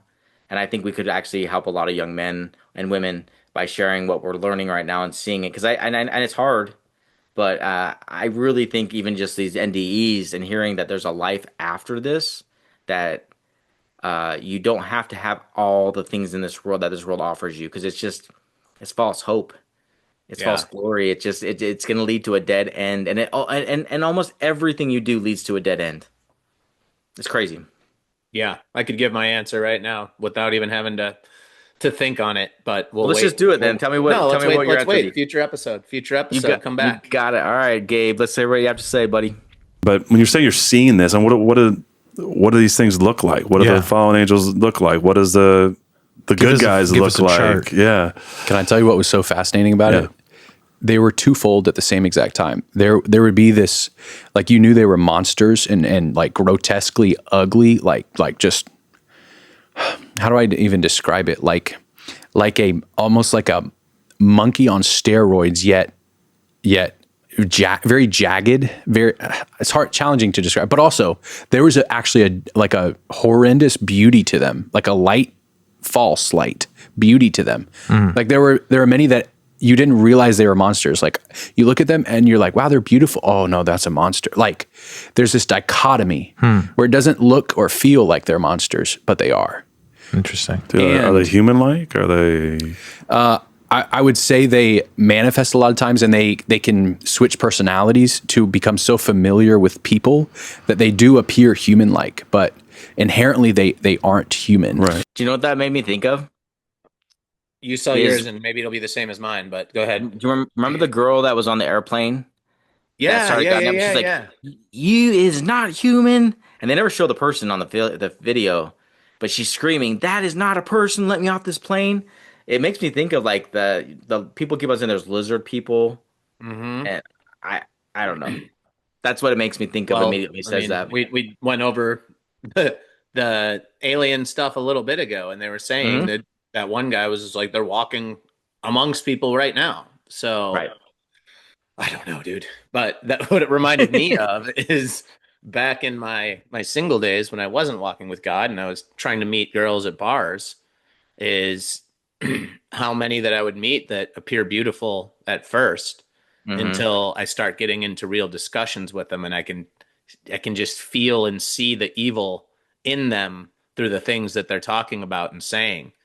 Yeah. And so that's in humans. Exactly what he's talking about is these spirits that are inhabiting humans and taking over our lives through, what we allow them in, through opening doors with witchcraft type stuff and just all of the different things that allow these spirits to inhabit people. And I feel like I've seen that in many, many people where you have a physical beauty about themselves, but inside there's just darkness.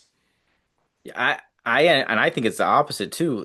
In the way that people view Christians right now, and like we went and talked about this in our last episode, the light that you share, and I can just tell sometimes people, they see you coming from a mile away and they're like, get away from me. You don't even have to say handle a word. light.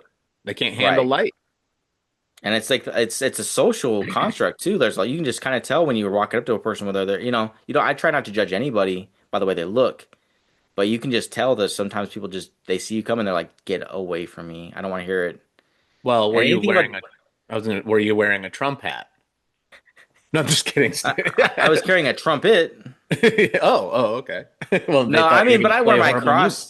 I wear my cross regularly because I think we shared on the podcast. I've rocked Arizona Cardinals stuff all my life. I've done, whatever logo that I thought was cool at the time, and that defined who I was because I'm wearing a name brand shirt, whatever it was. And I'm like, I have all this identity, and I'm like, I need to at least have something on me that if someone says like, how am I supposed to be judged? I need to be judged as Christ was judged, and how I treat you should reflect that. So it's almost like my reminder when I go out to be like, you are an example of what people should look for when people treat people like Christians. I try to walk that out. And I mean, it doesn't always go well. Like, meaning that I try to greet people with kindness and happiness. And sometimes people don't want to talk to me, and that's okay. But I'm still going to be kind and loving. And I was that way before when I was wearing the name brand stuff too. I would just kind of casually just nice, and I inherently see the world as a good place. And you watch the news today and all the things I'm sharing, you're like, it's crazy. And that's the world we're living in today. That's what people believe.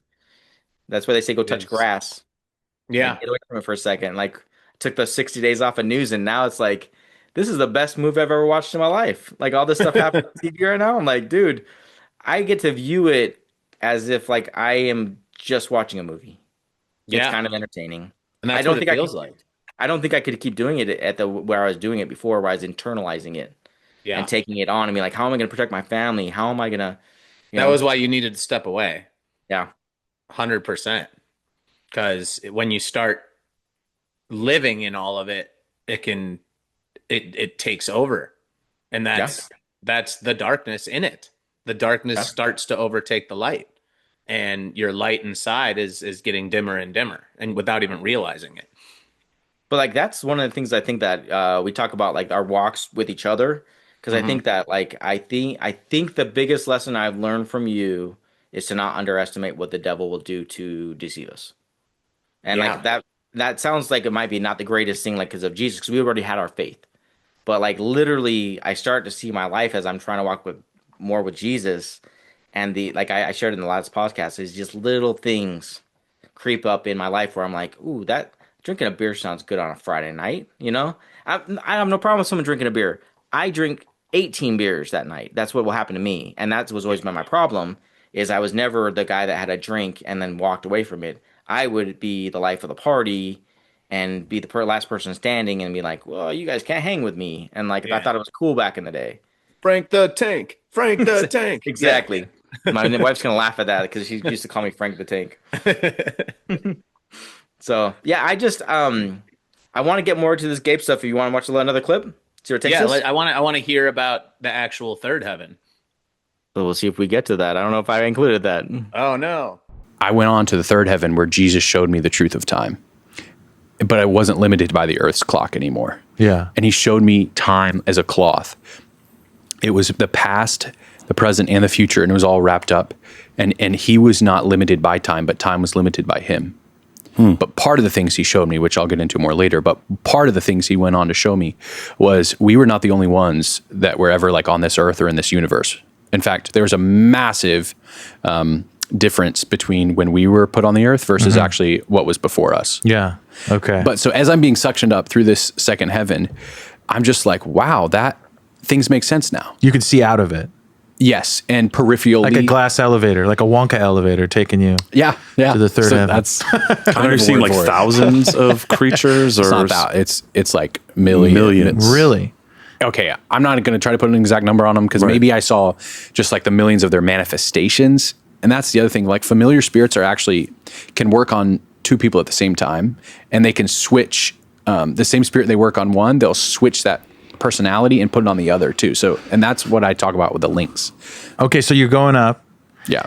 And then you get there, and Jesus says, "Let's go on a little field trip through time." What's Jesus like? I mean, what's Jesus like before you get into what he said? I mean, what is that like to encounter Christ? So people always talk about, and they ask me, "What was heaven like?" And they say, "What about the gold streets and the mansions and all these things?" And I look them in their eyes and I say, "Have you not understood the entire point?" Because for me, when I was brought there, I found that on my left and on my right, on the up and in the down, in the golden streets and in the mansions and in the mountains and the trees, it wasn't about the things.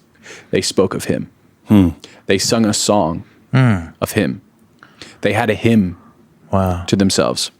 You would look at the flowers and you would say, wow, Jesus, you're beautiful. You would look at the trees and you'd say, Jesus, you're beautiful. You would look at every ounce of heaven and you'd say, Jesus, you're beautiful, because he is there. There's no escape.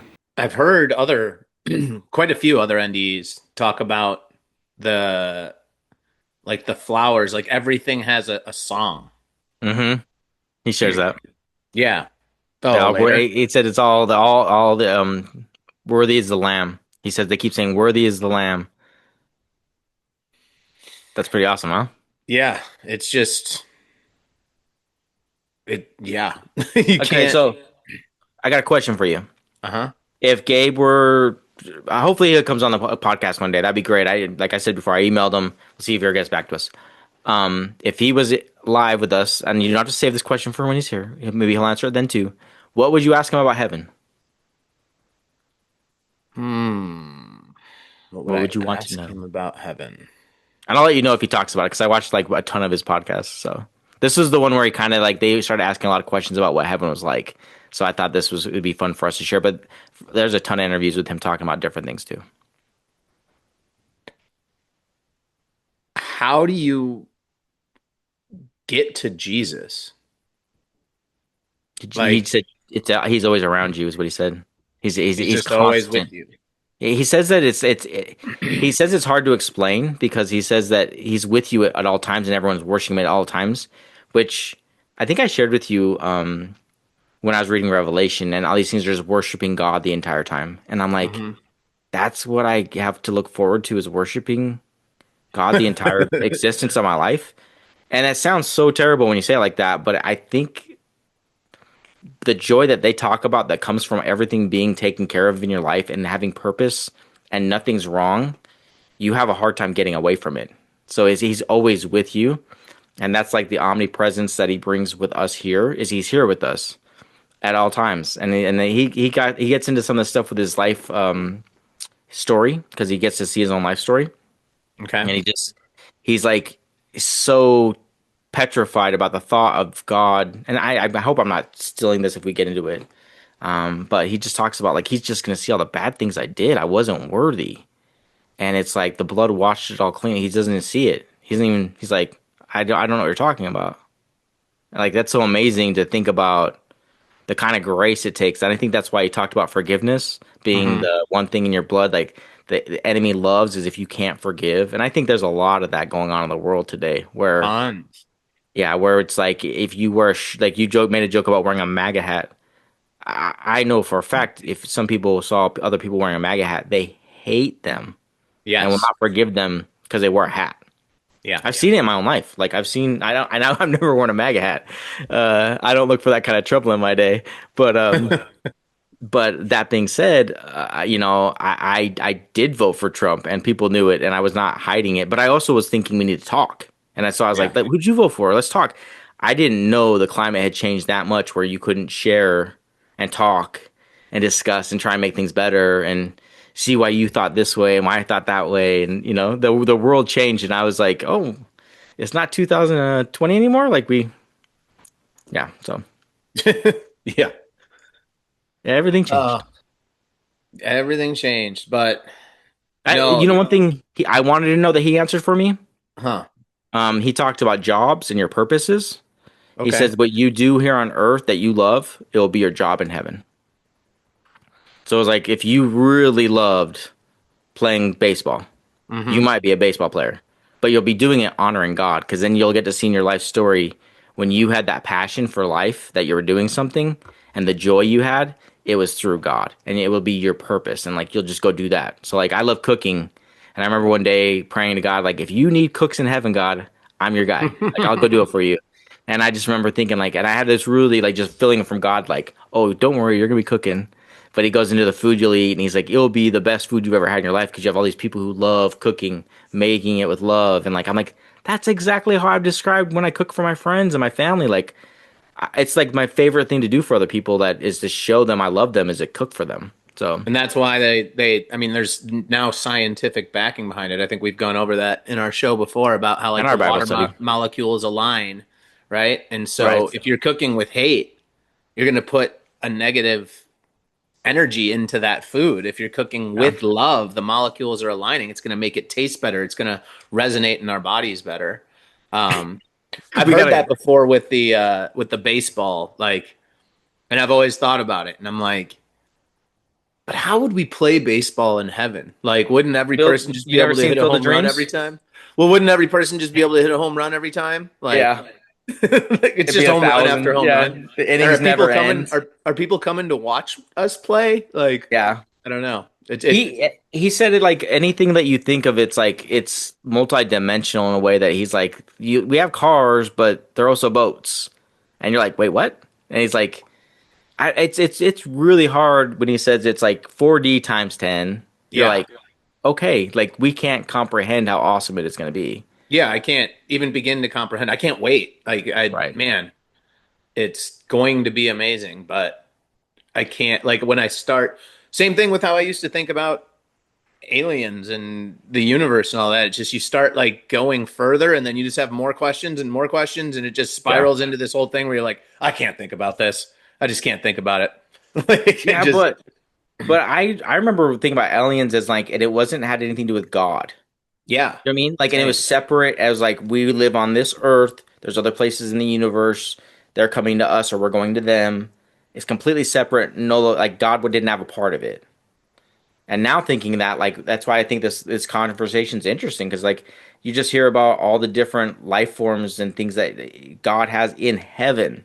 Mm-hmm. And to think that these things couldn't be from, and I don't know what to think. I mean, these like there's so much like stuff I've seen about aliens where they talk about the gray ones and these different ones, and the gray ones are nice, but these ones are mean, and these ones. But I mean, it all stems back to like that thing I left out of the alien part was all this has started happening in Roswell right after they set off the first nuclear bomb, and the lead up to all of it, and how that was like the signal to the aliens that we have made it here, that we need to start paying attention to these guys, that we did something on that level, which it makes sense. But I also think it could wake up demons underneath the ground and be like, what the heck was that? Let's go check it out. Maybe this is our time. And the devil's like, I do need you to start getting to work, boys. Like, this world's moving and grooving. And we look at the technology that I'm going off the deep end, so get your tinfoils out. Like, what that happens with the Nazis and how they were being led in a way that was not of God, and all the technology they provided and came up with, and how we even took scientists to make our NASA programs. It's just, you start going down this rabbit hole and you're like, okay, this could be biblical. This could be parts of how this all gets to the point we're at. Because I literally, when me and you started talking about God, I literally couldn't, my brain couldn't handle seeing what was happening anymore. Yeah. I mean, you even shared with me that you're like, well, you had an inside friend that in the military saying, we're cooked. And I couldn't handle that. I mean, as America, we're America. How'd this happen in like 4 years? Yeah. At least what we saw. And I'm like, it's been part of God's plan the entire time. Yeah. Yeah. I don't know. Again, just always back to just trust Jesus. Just trust Jesus. That's all you can do. Be That's literally all you can do. It'll be the new name of our podcast. Just trust Jesus. Not of this world. Just trust Jesus. Would you like to see what Gabe has to say next? Yeah. Let's do another. Okay. I'm brought to the center of the city, and it's wild because I'm obviously anticipating two things at the same time. First of all, how does the King of Kings and Lord of Lords have time for me? And I don't just mean like have a little bit of time. It was literally as if he'd waited his entire life just to meet with me. Wow. I was his everything. Huh. Wow. He's simultaneously doing that with everyone that gets there? Not just everyone that gets there. Everyone is there already. Everyone he ever created. He's waiting. Wow. Now, I'm not saying everyone goes to heaven. Yeah, don't mishear me. But everyone is on his heart. All in one. And that's the thing that people struggle with, because we don't have that ability here on this earth to look at one person at the exact same time as others, but he does. What was your faith before you had the wreck? So I had accepted the price he paid for me on the cross. I was born again. I knew a lot of things about him. I'd even been a Bible college graduate, all these things. Yeah. Right? You study theology and you study what heaven is like, and you study what, your picture, but then you meet him. Wow. So for me, a lot of religion burned off of me actually when I met him. Sure. Because he was the opposite of a lot of what I was taught. And so he was opposite of a lot of what I had witnessed, and even pictures of him. He's not like soft or even nice. He doesn't play around. He rolls up his sleeves, and he doesn't try to do what he says. He's already done what he said. He has a personality. What's he look What's like? that like? What's he look like? Does he look like the pictures we see of Jesus? No. No, I laugh. So yes, but like he's the king made human. Yeah. He's the king and the human at the same time. Yeah. See? Yeah. So there's a lot of multi things all in one is how I describe it. So he was my height, yet I know I describe him as about 5'10" to 6 foot. Yet I know for many others, he meets them eye to eye. And like, this is why I try to tell people, like, you cannot escape him. He sees you face to face. The music. Face to face. I liked it. Played like the Stranger Things music or something right there. That's the Blurry Creatures thing. That they're is pretty that awesome. their thing? Okay. For anybody who hasn't watched Blurry Creatures, they're like I said before, I try and find all Christian based. Like the Confessionals was one of the clips I used earlier. Super awesome guys. Larry Ringgold is another guy that I used his clips earlier. Like I try to stick to Christians talking about things. So when I'm finding things, it's their stuff that they're finding and sharing. And I'm like, I want to get us to that point where we're having interviews and we can stop saying just trust Jesus all the time.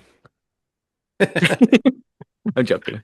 But you I really thought just that need to trust Jesus, though. I thought that was really powerful, especially if that's our last clip of the day. Yeah, I was going to say, I um, think that is a good one to end on, but it's that's cool that literally that was the next clip. You said one question you could ask Gabe. Yeah. And I'm like, well, how do, and I didn't he plan answers that, obviously. I think it was, when Jesus says, if you want to judge somebody else, get the log out of your eye first. Mm-hmm. I think it was really listening to Gabe's testimony about what happened to him in heaven was a big deal to me because we just got done doing 3 episodes in a row with my cousin Trevor, who the start was him leaving the Mormon church and how the Mormon church affected me. And I'm sure I had family members on here who have seen it and did not like it. I hope they take the time to watch this stuff and hear that everything was out of love and that like I had a fear of them not being saved. And that's all it was coming out of. But Gabe's testimony does share that he's like, there's a place in heaven for people who don't know who God is to learn. And that's a blessing for me to hear because I had a stepdad that I was very close to that passed away. And he was searching for answers before he passed, but we never got that far in that conversation. And he was such a good person to me and such a good man. I'm like, I can't imagine that God would not put him in heaven. And so he says there's Muslims there. He just talked about people who are Hindu. He's like, there's all kinds of people that are just learning who God is because Jesus loved them. And that's a reassuring thought and a good way for me to start thinking about things that I don't have to play the part of saving them, that Jesus already has them covered. That's awesome because I've always said that based on the fact that we have a judgment day, right? Mm-hmm. We know we have a judgment day, and I've always thought to myself, well, why would we even need a judgment day if true Christians are forgiven and we would get into heaven? What's Mm-hmm. the point of that judgment day? And I always hoped to myself that people are still given a chance to accept Jesus there if they lived a life that they had a pure heart, that they had a good heart. And so just because they were raised to believe in Hinduism doesn't automatically disqualify them from being saved by Jesus. And I've always hoped that. I've always said that and hoped that, like you said, about family members that I know were good people, but they never proclaimed Jesus as their Lord and Savior, or friends even that I know. And yeah, that's great. That's reassuring. That's good to hear. Well, I have some other reassuring news for you. There is and I was going to share this in the podcast, but I think I'll share it now. There's a podcast where an author named Paul Roselli, he wrote a book called Jungle Keeper, and he is a person who goes out in like the Amazon and explores, and he's trying to save the rainforest. I'm just listening to his book right now. It's really good. But he talks about how he found God out in the jungle. I haven't got that far into it, but he does share that he ran across people who live out in the Amazon who are not in contact with any humans. They've seen humans here from a distance. They kill them sometimes because they don't trust people, etc., etc. But he's sharing that he's like, there's no way they know what the Bible is. Yeah. And I was thinking about like, do we have time left on this earth? Because every person is supposed to hear. Yeah. the Once everyone is heard, then it. So there's time. And I think there's hope for that to like for me to start to be like, okay, I don't have to help save my Mormon family. I don't have to like do these things. From what Gabe showed me, just love everybody. Like that's even what Jesus calls like one of the greatest commandments is just love your neighbors like you love yourself. And like have that love that Jesus has for us and like just go out and share it and like spread it as much as you can, care for each other, stop dividing each other over aliens or not aliens or do we walk on the moon? Trump's this and that. I mean, Trump just put out a picture of him looking like Jesus. Did you see that? Yeah, I heard about it. I'll add it on the picture real quick for anyone who hasn't seen it. I'm sure everyone's seen it by now, but he's got me scratching my head going like, dude, what are you doing? Like, I know he thinks he's super calculated, but not a good look, bro. Yeah. Yeah, I don't like that one bit. But we got midterms coming up, so we'll have to talk about some politics, I'm sure, even though we don't touch into that stuff because we don't care. But I'm sure it's gonna be relevant. Yes, it will. Um, yeah, no, I think you kind of wrapped that up pretty good right there. I mean, that's the theme of our show pretty often. We end on that, and it's that everything matters. All that really matters is truly just going out and spreading love, is giving love to anyone and everyone, and that's the foundation of everything that Jesus said. I mean, he said, love God first and foremost above everything else, and then love your neighbor. Those were Jesus' two commandments, right? Mm-hmm. And I think the gospel can be broken down to that simple of a message. Just go out and love your neighbor. As long as you're loving God first and foremost, and then everyone as yourself, love them as yourself, then that is what heals the world. That's what fixes the world. And the enemy's doing the opposite. Gabe shared that Jesus despises religion. He feels like it's really tears people apart. And I think that's the lesson I've been like, if I took one thing away from this, it's like I have to learn to not care anymore. And like I'm gonna go to church. I'm gonna love my church and be part of it. But my faith isn't in my church. Yeah. My faith is in God. And there's a huge difference. I don't walk by what the other man says. I don't idolize any men. My pastor can be a spiritual leader in a way, but if it's not biblical, I'm not listening to it. I don't live my life according to what my pastor says.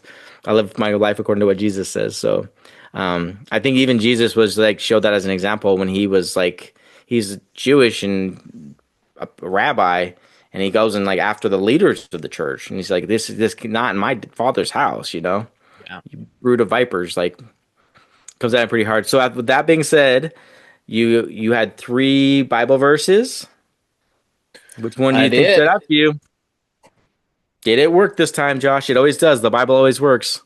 The Bible always works. Yeah, I think all 3 did end up pertaining. I'm gonna not go back because it's way back in the list about the Bible verse about woe to the world, and woe to the person who is that stumbling block. But I think the other 2 I'll read again really quick. Deuteronomy 4:19, and when you look up to the sky and see the sun, the moon, and the stars, all the heavenly array, do not be enticed into bowing down to them and worshiping things the Lord your God has apportioned to all the nations under heaven. And I think that one is very important for what is to come. There is going to be the talk of aliens being real. It's already there. Mm-hmm. And they're going to introduce aliens to us in our lifetime. And do not fall for it. Do not believe in it. Do not worship these beings. So do not bow down to anything or anyone but God. And then 1 Chronicles 16:24, declare his glory among the nations, his marvelous works among all the peoples. And that's what I feel like Gabe has been doing, since his near-death experience, is he declares the glory of God. He spreads it to anyone and everyone he can. And that's what we are called to do. That's what is important. How we just talked about loving God first and foremost, and then loving our neighbor as ourselves, but also spreading that God's glory, spreading his word, spreading his goodness, declaring it to all the nations. That's what we're called to do. And there's nothing more important than being able to give someone a chance at being saved, not only for their eternal life, but their life here. There's people out there in the world that are hurting right now, that are divided right now, that are falling for all the propaganda that's being pushed on us by the media and by our own politicians. And they're living lonely. They're living with hatred in their hearts. They're living with unforgiveness in their hearts. And God didn't intend for us to live on this earth like that. God intended for us to live in peace, in his peace. And by spreading that word to people, you can save their literal life here on earth. You can give them a chance to live in peace and to live in God's glory. The kingdom of heaven is inside of us, and it's in our midst. And we have a chance to live in that while we are here walking on this earth, and we should want to give that to everyone. And that's loving someone as your neighbor, or loving your neighbor as yourself. No, I think that's beautiful. I think like it's becoming increasingly hard to walk that out every day. Or at least people think it is. And the more you surround yourself, like when I said like Jesus doesn't care for religion, but churches are important. Like you need to find people who share your faith and have fellowship, and I really implore you to like we just did an episode on like how to find a church, and go look at that episode and say like, what do I need to do to be around people who believe in Jesus the way that we're talking about. It's just going to be Bible based. That's it. Like, and read your Bible. You don't need to even go to a church. Start reading your Bible, and you can have church with yourself for a little bit until you find someone else that wants to talk about the Bible. Anytime you two talk about the Bible, like we're bringing the Bible here, it can be considered church. We're talking about biblical principles and how God's leading our lives. Like, again, I'm telling you right now, Josh is a good dude. I am not perfect. I would never try and act like I am. You are in good company if you're not perfect people. That's all I'm saying. So, absolutely. All right, guys. This is going to be it for episode 41. We hope you guys enjoyed it. We do not ask for anybody to like, share, and subscribe ourselves. If the algorithm needs it for YouTube for us to be pushed, comments are always great. We'd love to just say hi to you. We don't get a lot of them, so if you guys can reach out, say hi. Josh and I both look at them. So if you want to say hi, say hi.